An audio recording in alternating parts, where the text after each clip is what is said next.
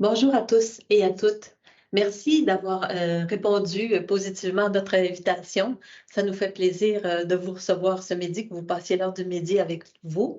Je m'appelle Danielle Saint-Pierre, je suis analyste ici au Fonds d'action québécois pour le développement durable et ça me fait plaisir de discuter du sujet de nouveaux programmes de financement, qui est un programme de soutien à l'éco-conception d'emballages et de contenants alimentaires recyclables qui est affectueusement appelé aussi Éco-emballage plus. Donc, c'est pour le bon fonctionnement de la rencontre. On vous invite à conserver vos micros et vos caméras fermés. Nous avons des invités aujourd'hui. Je sais que des gens représentants du MAPAC, M. Parra est présent. Je le salue. Nous avons aussi un représentant de Éco-entreprise Québec, M. Patnaud, et nous allons l'inviter à prendre la parole peut-être en milieu de rencontre pour nous entretenir sur un bref sujet là, qui est connexe avec ce programme-là.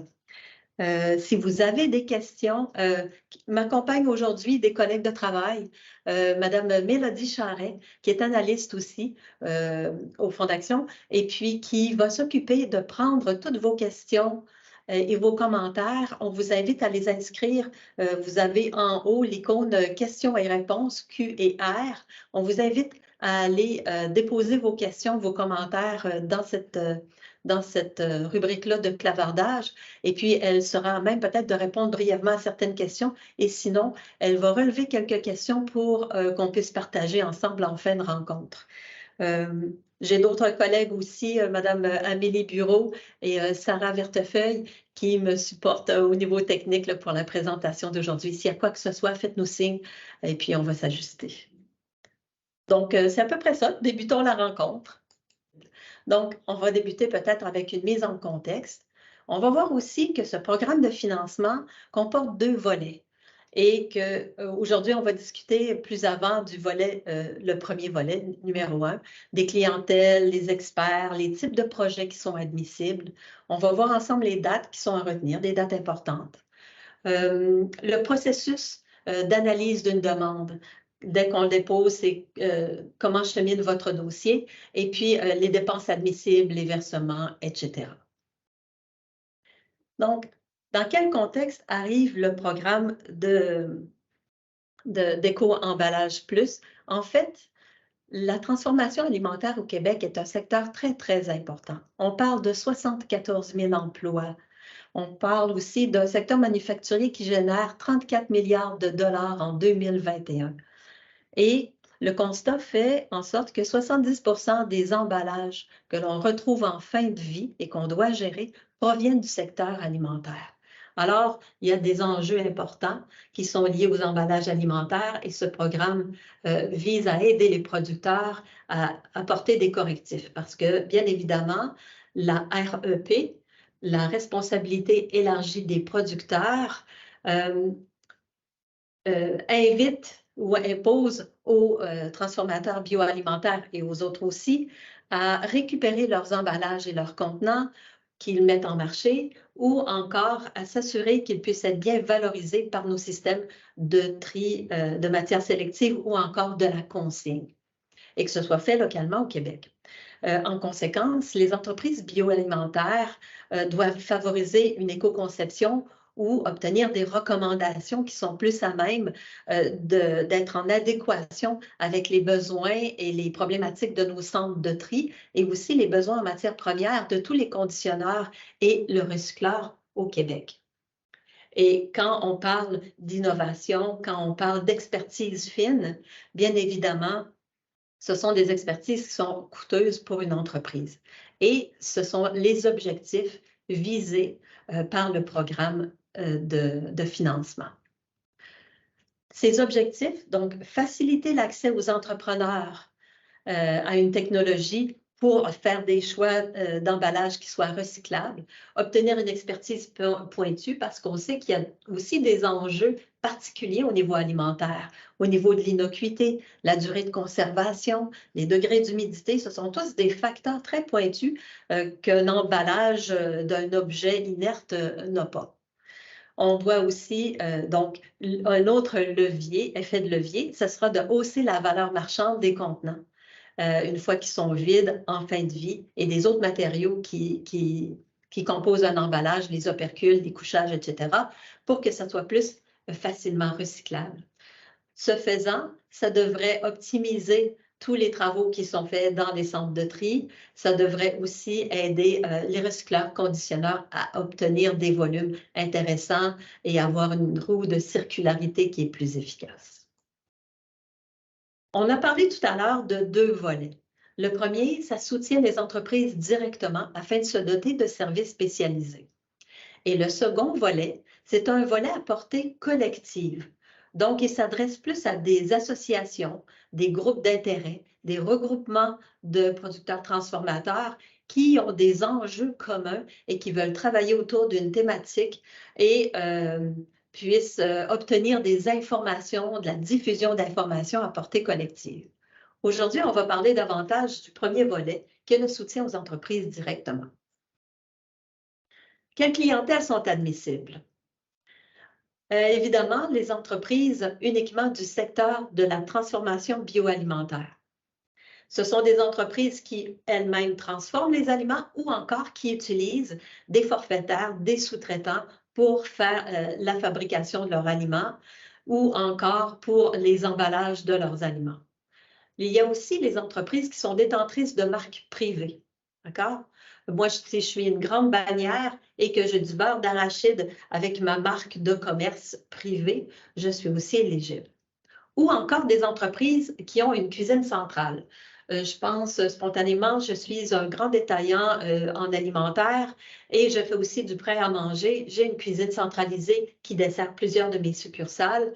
À ce moment-là, c'est une clientèle qui est admissible. Mais au-delà de ces exigences-là, s'appliquent d'autres exigences.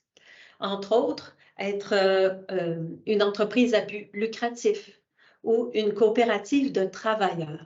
Les coopératives associatives vont être plutôt éligibles au volet numéro 2. D'accord? Et évidemment, être membre d'un organisme de gestion désigné au Québec. Un OGD, on appelle couramment. Et à ce niveau, M. Patnaud va nous entretenir un petit peu dans quelques minutes à la prochaine diapo. On va ouvrir le micro pour lui pour qu'il présente son organisme. Parce que le programme de financement vise à ce qu'il y ait une circularité et que tout soit en adéquation avec notre système de sélection des matières ou encore de la consigne. Donc, c'est important d'être membre de ces organismes-là. Avoir au moins un établissement commercial ou une succursale située au Québec, effectuer la transformation alimentaire ici dans des emballages qui sont destinés à être commercialisés au Québec. Supposons que moi, je suis un grand producteur de légumes. Je suis un producteur transformateur. Je fais le refroidissement, le conditionnement, la mise en sachet et en congélation de mes légumes. Bien, les légumes qui seraient destinés à l'étranger et les emballages ne seraient pas visés par le programme. Par contre, ceux qui sont destinés à être commercialisés et utilisés au Québec et donc la fin de vie va rester au Québec pour les emballages, à ce moment-là, c'est éligible. Les organismes de gestion désignés, nous avons 2 organismes principaux à ce moment-ci au Québec. L'Association québécoise des contenants et des boissons. C'est un organisme à but non lucratif. Nous avons indiqué l'adresse Internet pour devenir membre et connaître toutes les conditions d'admission, etc., et les services qui sont offerts par la QRCB. Mais pour parler d'Éco-entreprises Québec, je laisserai la parole à M. Patnaud. Oui, bonjour tout le monde. Donc, Éco-entreprises Québec est l'organisme de gestion désigné pour la collective au Québec. On accompagne les entreprises depuis plusieurs années, ce qui nous a permis d'établir plusieurs collaborations avec des partenaires, mais aussi réaliser différents projets de recherche et développement. Donc, le programme Éco-emballage Plus est très aligné avec nos orientations tarifaires, comme le bonus incitatif à l'éco-conception qu'on a reconduit pour une 3e année qui sera lancée dans les prochaines semaines. Donc, on est heureux que Éco-emballage Plus soit lancé durant cette période de transition vers la REP. Donc, ce programme-là va permettre de supporter les changements concrets d'emballage pour permettre qu'ils soient plus compatibles avec la collecte sélective. Puis on va être là, nous, EEQ, pour aiguiller sur les bonnes pistes. Puis en tant qu'organisme de gestion désigné, c'est certain qu'on voit positivement ce programme. Ils seront un acteur très impliqué dans la diffusion et le déploiement. Et nous souhaitons travailler, bien évidemment, avec plusieurs acteurs clés, dont les associations sectorielles et patronales, pour favoriser des effets de levier qui vont permettre de rejoindre un plus grand nombre d'entreprises de l'agroalimentaire pour leur permettre d'emboîter le pas de l'éco-conception. Merci beaucoup, M. Panneau. Juste pour vous dire que excusez-moi, je vais mettre quelques liens dans la conversation pour que vous puissiez en savoir plus. Merci. Mettez-les peut-être dans la section questions et réponses parce que les gens, c'est la section clavardage qu'ils vont consulter. Parfait, merci. Ça vous va? Merci beaucoup. De toute façon, à la fin de la rencontre et même sur notre site web, on va afficher les liens Internet pour accéder à ces deux sites-là. Je vous remercie beaucoup.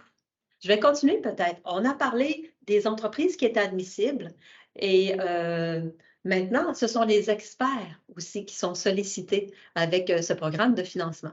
Bien sûr, on parle d'experts externes pour une entreprise, mais certaines entreprises ont des spécialistes internes qui sont des personnes compétentes qui ont aussi une qualification comme éco-concepteur d'emballage. Alors, il est permis avec ce programme, dans le cadre normatif, d'utiliser plus spécifiquement les ressources internes pour aller de l'avant avec ce projet. Le mandat, bien évidemment, de ces experts-là, c'est de faire en sorte que les recommandations pour les nouveaux emballages soient vraiment en lien avec la capacité des centres de tri au Québec et les besoins en matière première des recycleurs conditionneurs. Il y a une liste d'attributs environnementaux pour les emballages ou les contenants. On retrouve ça à la section 5.7 du guide du demandeur, mais on va les voir aussi dans la présentation. Donc, et satisfaire à tous les critères, à toutes les exigences du programme. Comment on détermine les experts externes, comment on les choisit et même les spécialistes internes? Il y a un formulaire qui existe et qui est traité de manière confidentielle par le FAQDD. On vous demande d'y annexer votre curriculum vitae, excusez-moi. Aussi, donner des informations sur au moins 2 ou 3 mandats qui ont été réalisés dans un proforma de portfolio. Et puis, on pourra demander à ce moment-là les références. Le formulaire confidentiel est un hyperlien qui est mis à l'intérieur du formulaire de demandeur. Donc, un opérateur en transformation alimentaire qui désire poser une demande va avoir à même son formulaire un lien Internet vers un formulaire qu'il pourra transmettre à son expert externe pour s'assurer que tout est bien en bonne et due forme. Les types de projets qui sont admissibles maintenant. Bien sûr, on sait qu'il y a différentes couches, différents types et catégories d'emballage. On pourra parler à ce moment-là des emballages primaires et secondaires. Donc, l'éco-conception qui concerne ces deux types d'emballages sont acceptés pour le programme.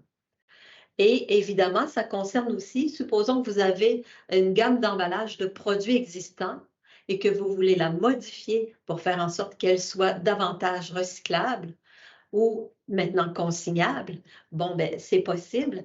Ou si c'est un tout nouveau produit que votre entreprise désire commercialiser et tant qu'à le faire, vous désirez que votre emballage soit conforme avec la REP, etc.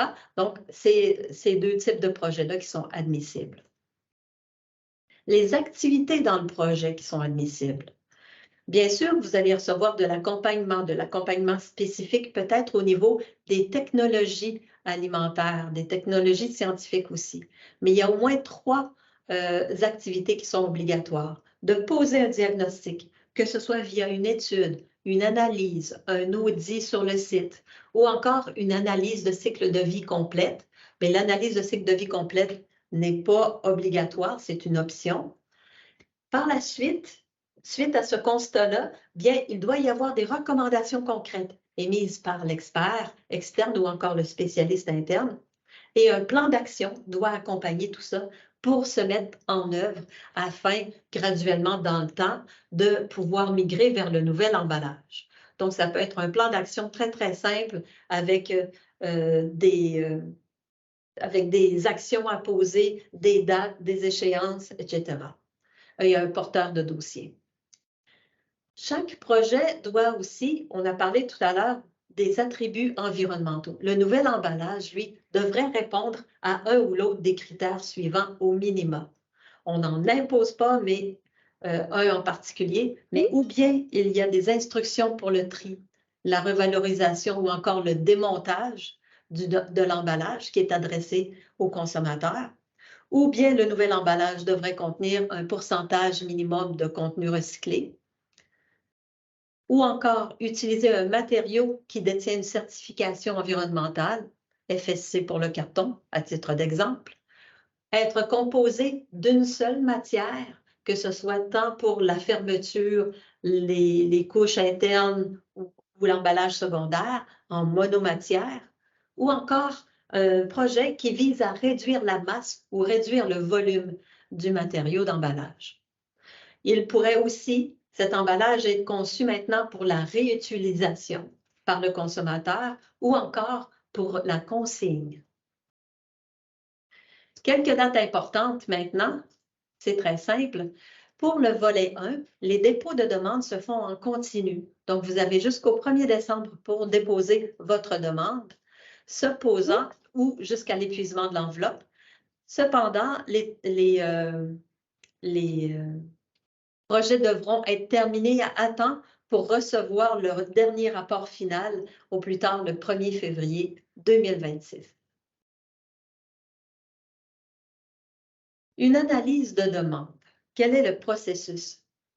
Dans toute la chaîne, c'est sûr que le FAQDD, le Fonds d'action québécois pour le développement durable, s'occupe de la promotion du programme, de la formation du réseau, etc. Et on fournit aussi tous les éléments connexes, des lettres d'intention et puis tous les formulaires de demande pour que le demandeur puisse cheminer dans son projet. Le demandeur, il a une intention de projet, il recherche un expert. L'expert, lui, doit fournir un CV, un portfolio, bien évidemment, envoyer une soumission. Une boîte à outils sur notre site Web est disponible pour les experts et ça concerne des guides sur l'emballage alimentaire plus éco-responsable. Et le demandeur, lui, doit remplir son formulaire en ligne, envoyer un lien à l'expert pour qu'il puisse remplir à son tour le formulaire.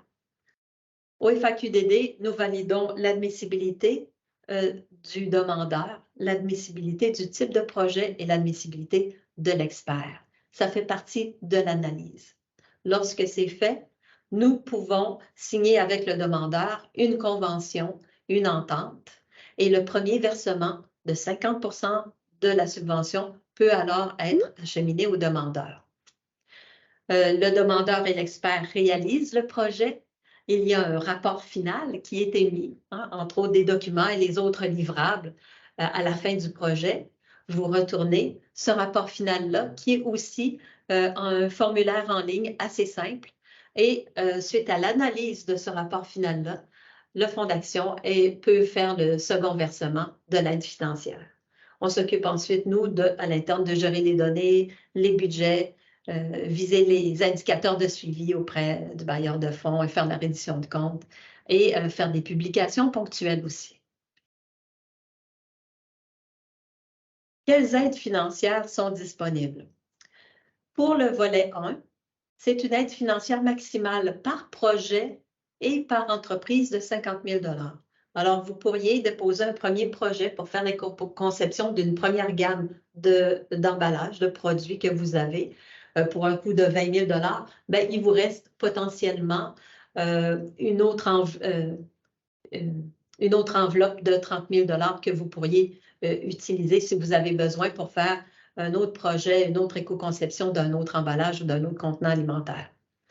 L'aide financière ne peut pas excéder 75% des dépenses qui sont admissibles. Et donc, il y a un 25% qui est demandé au demandeur.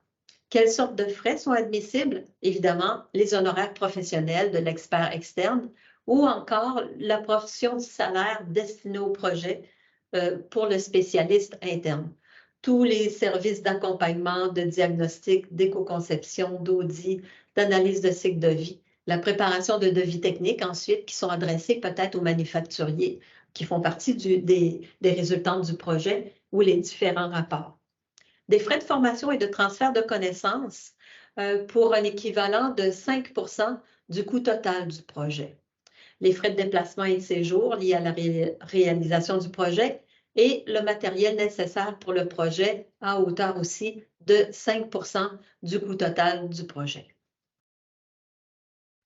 Toutes les informations utiles au dépôt d'une demande sont disponibles sur notre site Internet à faqdd.qc.ca/programme/éco-emballage. Et je pense que j'ai d'autres informations peut-être connexes là, à passer avant peut-être de répondre à quelques questions. Les dépôts pour le volet 1, ce sont des projets en continu.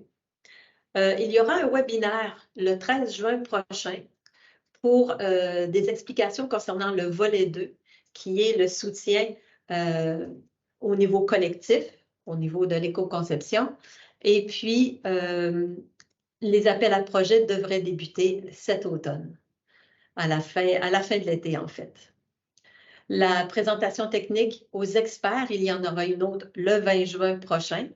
Donc, si vous ciblez déjà un expert avec lequel vous voulez travailler, etc., vous pourriez lui transmettre l'information. Toutes ces choses-là, vous pourrez vous inscrire directement sur notre site Internet et vous pouvez aussi vous inscrire à notre infolette au courriel éco-emballage@faqdd.qc.ca. C'est l'adresse à laquelle vous pourriez aussi nous faire part de vos questions plus techniques ou plus personnelles. Alors, on n'y répondra pas aujourd'hui pour ne pas briser la confidentialité des informations, mais à tout moment, vous pouvez nous adresser des courriels. Ça nous fera plaisir de vous lire, de vous répondre. Les conseillers du Fonds EcoLeader, qui sont partout dans toutes les régions administratives du Québec, seront à même aussi de vous supporter dans vos projets, dans vos démarches à partir du 17 juin prochain. Alors, je fais appel à mes collègues. Je ne sais pas s'il y a des informations. Merci beaucoup d'avoir assisté à la rencontre. On va peut-être, à la présentation, passer à quelques questions. Mélodie, je crois que tu peux me les adresser. Oui, en fait, j'aurais 2 questions pour toi, Daniel. Donc, première question, pourquoi les fabricants d'emballage ne font pas partie de la clientèle cible? Les clientèles cibles s'adressent uniquement aux entreprises dont les activités économiques sont la transformation alimentaire ou encore, comme on l'a dit, ceux qui détiennent une marque privée, etc. Par contre, si une organisation qui est un manufacturier d'emballage a à même son entreprise des éco-concepteurs, des gens pour qui c'est la profession de faire de l'éco-conception d'emballage et qu'ils offrent ce service-là, bien, ils pourraient offrir leur service auprès des entreprises de transformation alimentaire et ce sont les entreprises bioalimentaires qui vont recevoir le financement pour se doter des services des experts. Merci. J'ai une deuxième question pour toi. Est-ce qu'une chaîne de restauration possédant une cuisine centrale pour faire la transformation d'aliments et distribuant ces mets dans différentes de leurs succursales pourrait bénéficier du programme? Oui, effectivement. Un restaurant à l'unité ne peut pas, dans le cadre de ce programme-là, volet 1, mais un établissement qui a une cuisine centralisée au même titre qu'un détaillant pourrait effectivement. Super. Une dernière question qui vient d'arriver par ici. Quels sont les critères pour qualifier un spécialiste à l'interne? Les mêmes que pour l'externe. C'est probablement une personne qui a une formation dans le domaine, qui a une expérience aussi de quelques mandats qui ont été réalisés pour faire de l'éco-conception d'emballage. Très bonne question. Donc, cette personne-là, spécialiste interne, devra aussi remplir le formulaire et démontrer ses compétences. Super. Du côté de notre section questions-réponses, c'est tout pour le moment. Donc, Et je remarque qu'il y a une petite faute de frappe dans notre adresse courriel. C'est éco-emballage. Il manque je m'excuse, je ne l'ai pas vu hier. Mais c'est éco-emballage@faqdd.qc.ca. Alors, je vous remercie encore d'avoir pris votre moment de dîner pour assister à la présentation. Comme je vous dis, toutes les questions sont les bienvenues. Je vous invite soit à consulter notre site Internet ou encore nous contacter par courriel. Je vous souhaite une belle fin de journée, un bon début d'été aussi à tous. Au revoir.